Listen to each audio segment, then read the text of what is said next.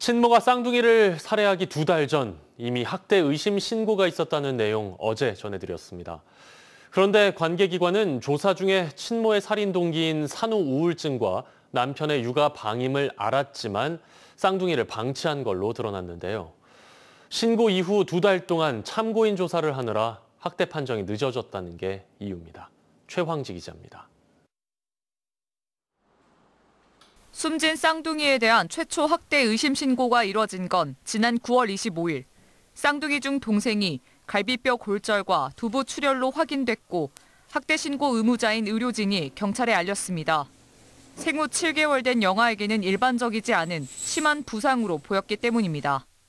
경찰은 닷새 뒤인 30일이 돼서야 관할서인 전남경찰청에 사건을 이첩하고 쌍둥이 부모 등을 상대로 학대 여부 조사에 나섰습니다. 아동복지법에 따라 여수시 소속 아동학대 전담 공무원이 동행했습니다. 경찰과 여수시는 당시 조사에서 친모의 우울 증세와 남편의 육아 방임 등을 확인했다고 밝혔습니다. 쌍둥이를 살해한 친모 이 씨가 범행 동기로 진술한 내용들입니다. 의료진의 적극적인 신고가 있었지만 당시 경찰과 여수시는 학대 판정을 내리긴 부족하다고 판단했습니다. 친모와 남편이 혐의를 강력하게 부인했고 참고인으로 17명의 산후 돌보미를 추가 조사하느라 쌍둥이가 사망할 시점까지 약 2달 동안 학대 판정을 유보한 겁니다. 부모가 아니면 누가 제3자가 학대를 했다라고 판단을 해야 될 거 아닙니까? 그러면 그 판단에 대한 요건이 갖춰지기가 계속 이제 딜레이가 되는 거죠. 왜냐하면 확증이 없으니까. 현행 아동학대 처벌법은 학대 신고 시 경찰과 지자체 공무원은 지체 없이 현장에 출동하도록 명시하고 있습니다.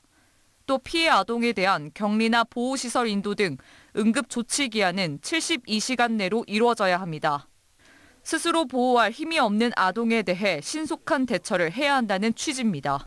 하지만 신고 직후 관할지 경찰 이첩에만 닷새, 또 조사에는 무려 2달이 지체됐습니다. 그 사이 쌍둥이는 숨졌고 경찰은 부모 등을 상대로 학대가 있었는지 뒤늦게 수사를 진행 중입니다. 전문가들은 특히 의사표현이 어려운 영유아의 경우 더 적극적인 조치가 이뤄져야 한다고 지적합니다.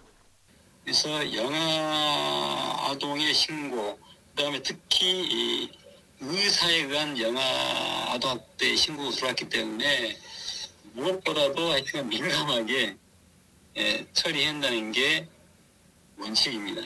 해마다 아동학대로 인한 사망 건수는 40여 건. 이 가운데 절반가량이 영유아에게서 발생하고 있습니다. MBC 뉴스 최양지입니다.